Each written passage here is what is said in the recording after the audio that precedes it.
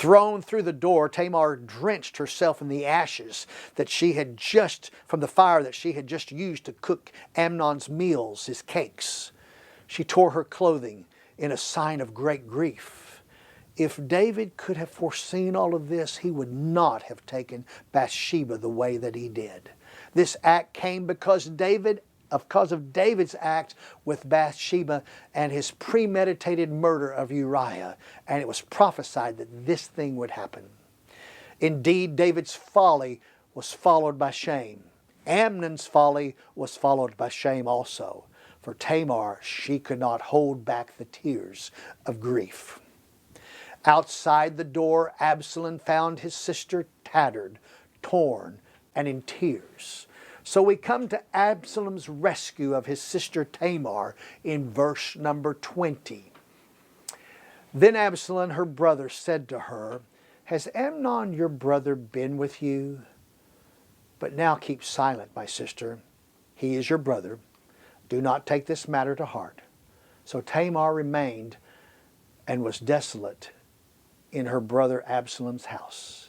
Now when King David heard of all these matters, he was very angry. But Absalom did not speak to Amnon either good or bad, for Absalom hated Amnon because he had violated his sister Tamar. Absalom did the right thing at that moment. He protected Tamar from being a public spectacle if she became pregnant. He also protected her from any further advances from his brother Amnon. It is human nature to sin, become sick of sin, and run from sin. But sin will call a human right back into that same sin. I have no doubt that had Tamar been out and about, Amnon would have wanted to take her again. Absalom stopped that from any possibility of happening. Even Tamar's father heard of the violation, and he was angry. And he had absolute authority as the father and the king, despite the fact that he was the king, to inflict a penalty on Amnon for this sin, but David stayed silent. Absalom was silent too, for 2 years. But he had not forgotten what Amnon did to his sister. Absalom just waited. He waited for his kingly father to act, but his kingly father did not act. His kingly father did nothing for his daughter, who had been raped. So we come to Absalom's reception. Absalom has a plan involving the family of the sons of David in a reception that he wants to throw up the road a little bit in verse 23. Now it came about after 2 years that Absalom had sheep shearers in Baal-Hazor, which is near Ephraim. And Absalom invited all the king's sons. How many sons were at the reception in Ephraim? At least 20 miles from Jerusalem. Well, we know about some of the sons, but we're not sure about all of the sons because David had lots of sons besides the ones we know their names. But probably all 19 were invited, of the blood ones that were of the true wives of David, not counting the concubines. They were there. The plan was in place, and at Baal-Hazor we are told how Absalom avenges Tamar. Verse 24 tells us this, about how Absalom gets his brothers to the reception. Absalom came to the king and said, "Behold now, your servant has sheep shearers. Please let the king and his servants go with your servants." But the king said to Absalom, "No, my son, we should not go at all, for we will be burdensome to you." And although he urged him, he would not go, but blessed him. Then Absalom said, "Well, if not, please let my brother Amnon go with us." And the king said to him, "Why should he go with you?" But when Absalom urged him, he let Amnon and all the king's sons go with him. Absalom commanded his servants, saying, "See now, when Amnon's heart is merry with wine, and when I say to you, strike Amnon, then put him to death. Do not fear. Have not I myself commanded you? Be courageous and be valiant. The servants of Absalom did to Amnon just as Absalom had commanded. And then all the king's sons arose, and each mounted his mule and fled. Absalom, the avenger, had avenged his sister Tamar, and all their brothers fled from Baal-hazor in fear of Absalom, and Amnon was dead. It did not take long for the report of Amnon's death at the hand of Absalom to make it back to Jerusalem and to the ear of David. But as I've told you many times about our scriptures, the first time we hear something may not be the truth. So we have to be careful about what we read and what we find as an answer. You see, the initial report was wrong. Jonadab's report will be right, but we're not going to get it up front. Verse 30 says this, Now it was while they were on the way that the report came to David, saying, Absalom has struck down all the king's sons, and not one of them is left. The king arose, tore his clothes, and laid on the ground, and all his servants were standing by with clothes torn. Jonadab, the son of Shimei, David's brother, responded, Do not let my lord suppose that they have put to death all the young men, the king's sons, for Amnon alone is dead, because by the intention of Absalom this has been determined since the day that he violated his sister Tamar. Now therefore do not let my lord the king take the report to heart, namely, all the king's sons are dead, for only Amnon is dead. Now how Jonadab knew Absalom's plan, we are not told. Jonadab was not at Baal-hazor with Absalom because the sons are running back to David, and Jonadab is with David. So it seems that Jonadab knew Absalom's plan before it took place. And Jonadab did not need to be in Baal-hazor to understand what happened. Now, I want to remind you also, when all the sons are there, that means Solomon is there.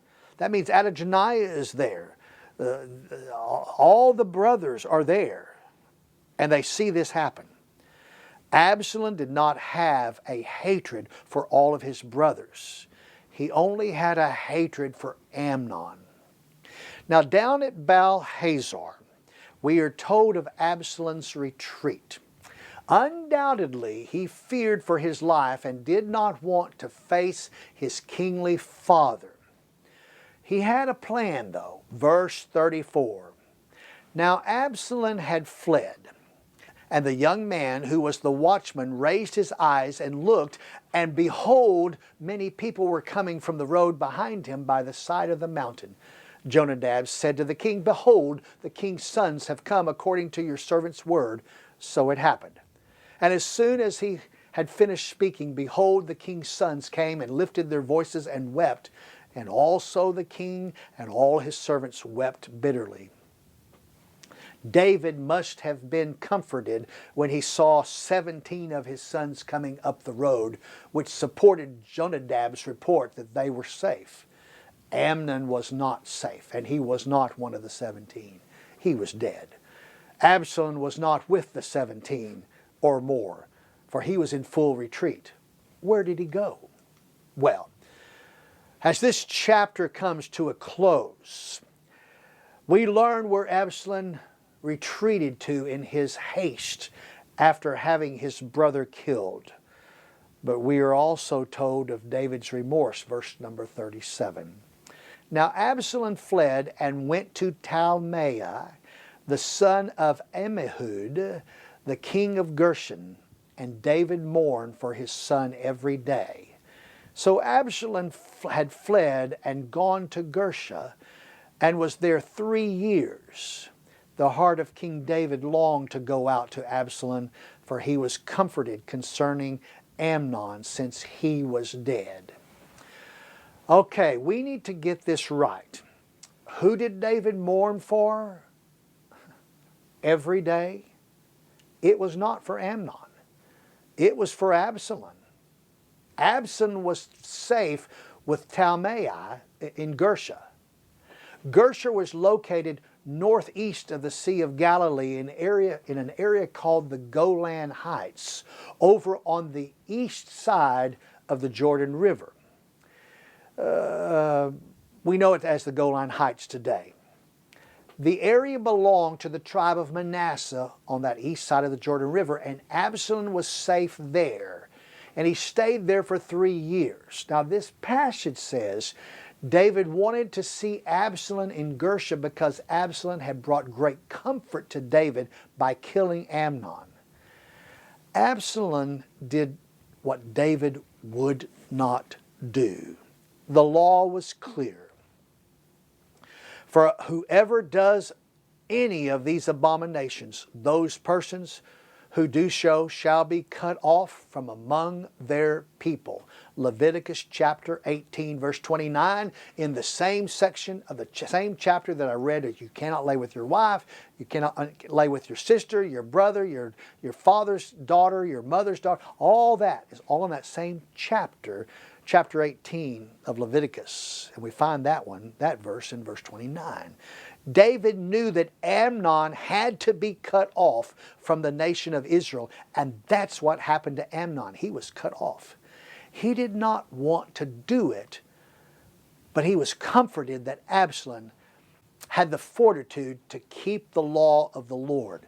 But David's remorse, because he knew he was the cause of the sin of this happening because of what he did with Bathsheba, along with his failure to judge the punishment of Amnon, that would not go well for David and his relationship with Absalom.